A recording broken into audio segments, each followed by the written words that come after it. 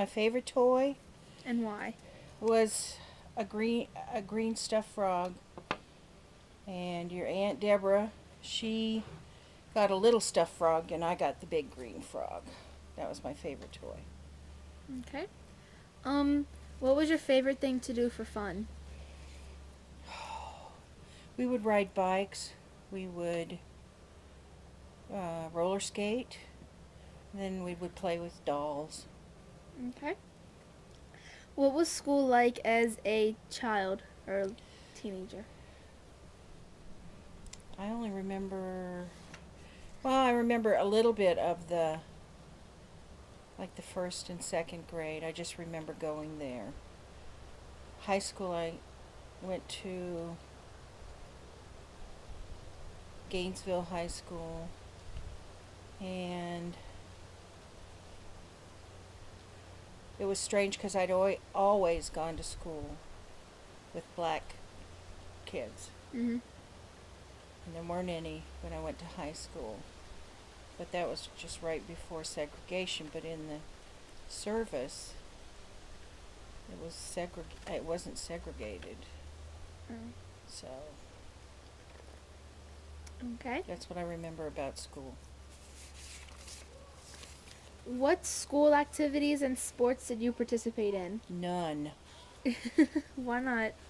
I am sports challenged. The only time I played a sport, I broke my ankle. I was playing for the hospital in New Orleans, and I was just a filler-in person, and I stepped in a hole and broke my ankle, and they had to reattach my foot. Ew. Yes, to my leg. Nice. Do you remember any fads from your youth? Fads. Well, in clothing, they had the shirts that had no collar, and it had a little zipper up the back, and Oxford shirts, with the button-down collar. Mm-hmm. And those are about the only fads I remember. Any like hairstyles? No, it wasn't like the tees or anything like that. But boys had to wear their shirts tucked in with belts, and girls didn't wear pants. They wore skirts or dresses. And it was a lot better back then. Didn't have to worry about who had better clothes or anything. Yeah. I mean, it was nice looking clothes. Okay. No piercings. No tattoos. Not that I'm against those, but you couldn't have them. Um, what were your favorite songs? And Oh, I don't know. I remember when the Beatles came over. I went to see them in Jacksonville when they first came. I couldn't hear them because all these girls were screaming. But I liked the Beatles. I liked a little bit of everything. Mhm. What world event had the most impact on you while you were growing up, and did any of them personally affect your family? The Vietnam War, and your Uncle Russell was in the war, and it affected him a lot. He had nightmares, and he was not treated nicely when he came home. Not like they do soldiers today, and he was only doing what he was told to do. So that affected me. And actually, I was when we blockaded the Russians from going into Cuba with missiles. That was a very tense time because it could have started World War III. So, and it only affected us in that, your great-grandfather was in the Air Force, and so every place we lived was number one bomb spot on everybody's hit parade. That's where they would send their bombs first. So, but that didn't affect me as much as the Vietnam War. How come the people that came back from the Vietnam War weren't treated nicely? Because nobody wanted to be over there. And the people who didn't go felt like the people who did go were baby killers, and they just should have said no, but they would have been thrown in jail if they hadn't gone. It was a very unpopular war. But so when these soldiers came back from doing their duty, um, uh, they a lot of people who didn't understand what was going on or who never went, they would spit on them. They would try and pick fights with them, and How did they know who they were? well, they'd always find out, oh, so and so has, come back from Vietnam or whatever. Some were treated nicely, but the majority were treated poorly. And that's why I always try and anybody who served in the military, thank them, because if it weren't for the military watching out for us, we wouldn't live in the country where we could and can tell somebody we don't like them. Okay. How is the world today different from when you were growing up? The technology is amazing. I remember we had the first television we had, of course, was black and white. There were only 3 channels, and you had to actually get up out of your chair and change the channel. Now you sit back and you got 900 channels, and you just go boop, boop, boop, boop, boop. So that's changed. The telephones have changed. The first mobile phone I had was this big. I still have it. And just computers. You couldn't most everybody couldn't afford a computer. Plus they were really big. And in the medical field, just the things that people were able to do now, the microsurgery and stuff like that. And now you can do an ultrasound on a woman who's having a baby to see if the baby has any defects, and you can actually go in, the surgeons can, and repair the defect before the baby's born. So I think technology the most. And then, to be perfectly honest, people not taking responsibility for their own actions. That's changed. Mm-hmm. Yeah. Parents used to give you a spanking if you did something wrong. Now the kids beat up the parents. Yeah. And the teachers. Boy, you respected teachers back then. Mm. What do you know about your family's surname? Just what your grandma said, they were Irish. Oh, Elliot. Yeah. Oh, Elliot. Yeah, that's my surname. I know that my father had a relative who was the last person hanged as a witch. And his name is on a plaque up in Salem. So I know that. And that's way back. I really don't know that much about, further back than that. I know they came from England. So that's it.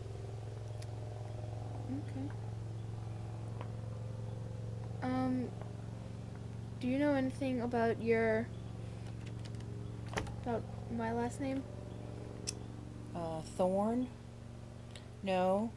I know, yes. Your great-grandfather was from England. And he worked for Esso, which became Exxon. Now that's not because of his name, but he laid pipeline all over the world. But I just know he came right from England. Okay. Is is there a naming tradition in your family? No. Okay. Are there any stories about famous or infamous relatives? Well, that's the one I was telling you about, the witch. Okay. Are there any physical characteristics that run in your family? We have lots of moles. uh, I don't think so. I mean, yes, we look like our relatives, but I don't know that, say, in coming from your grandpa's side, your mom and you have a little bit of a, I don't. well, your mama does. Mama does. Yeah, has a little bit of Yeah. a Little bump in her bridge of her nose, and that comes from your grandfather.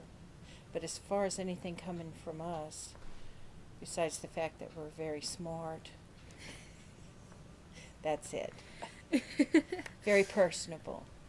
Okay. Are there any special heirlooms or memorabilia that have been passed down in your family?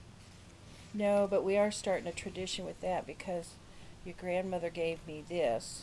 It was in a ring, and I had it put in a necklace, and then it'll go to your mama, and then it'll go to you. Oh, that went straight to me. Well, we've got to let your mama wear it a little while. Oh. All right. When and how did you meet your spouse or Your grandfather? ex-spouse? We were invited to a party, and a friend of my roommates, he and this other guy had come back from Vietnam, and the other guy had jumped in a lake and broken his neck. He was wearing a neck brace, and that was my roommate's date, and I was this other guy's date, and I ended up liking the guy with the broken neck, and that was your grandfather. He jumped in a lake. They said, "Don't dive." Nice. What was it like when he proposed? I'm not sure he proposed. I think I proposed. Well, what was it like when you proposed? Nothing. Do you remember when and where it happened? Nope. Do you remember how each other felt? Nope. Um, We said yes, so. Okay. When and where did you get married? We got married in the First Presbyterian Church in Gainesville. And then Aunt Deborah got married there by the same person, I think 2 years later. When was it? I got married in 1972. April Remember? 1st. Okay, April Fool's Day. Why'd you get married on April Fool's Day? Because it was a Sunday, and that was it was a Saturday, and the next day was Easter, April 2nd. Mm-hmm. So that was the only time we could get the church. Oh. Did y'all ever pull any pranks on your anniversaries? No. How long were y'all married? 12 years. Okay. Okay. Why did you choose your children's names? I wanted to call your mother Katie, just plain Katie, and your grandfather said no, it should at least be Catherine. And Elizabeth, I don't know, I just liked the way it sounded. And Christopher, we just picked the name Christopher. Elliot is my maiden name, so it was Catherine Elizabeth Thorne and Christopher Elliot Thorne. Okay. What was your proudest moment as a parent? Just when they were born. I mean, I'm very proud of my children. They've done very well. They have good spouses and really good children, and they've done very well. But I think my proudest moment was just when I had them. Mm-hmm. Okay. Okay, what is your profession and why did you choose it? Well, I started out, I was going to college, and I didn't like it. So I dropped out of school, but I didn't tell my mother. And then one day I told her, and that was one of the only 2 times I've seen her cry. So don't ever tell your mother you dropped out of school. Um, and a friend of my father's had a friend whose daughter was starting in this new profession at the hospital. It was a new training program called electroencephalography. It was EEGs, brain waves. Was learning how to do that. So I went and interviewed for the program, and there were 3 slots available. That's all they took was three people every 6 months. So I was in the second class they picked, and I learned how to do that. And then I got married and moved to New Orleans, and I went to work at Charity Hospital in New Orleans. And then when I had your mother, I stopped for 4 or 5 years, and then I had Christopher, and then I went back to work, and then the field just had grown. They did other testing. They did testing during surgery. They did testing during sleep. So I learned to do all that, and then I went back to Charity, and then I learned to do sleep studies, and I did sleep studies, and then I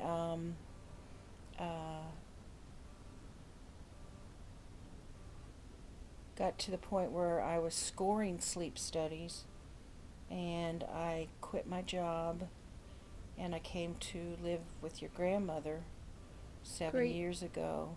So I still work full time, but I work from home, where I score sleep studies. So that's what I do now. Okay. So If you could choose anything else, what would it be, and why wasn't it your first choice?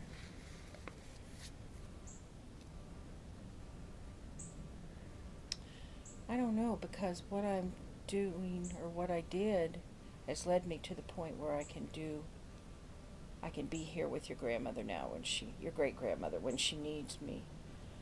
I've always wished I could play an instrument, like the piano or the flute, and be really good at it.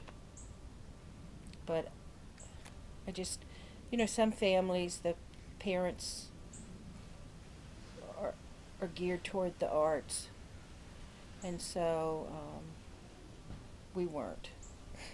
Okay. So. Okay, last one. What is one thing you want people to remember about you?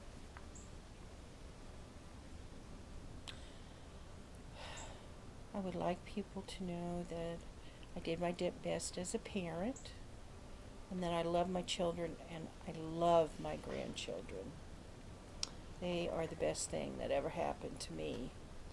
And that I tried to be a good person. I think you're a good person. Thank you. You're welcome. I love you. I love you too. Okay.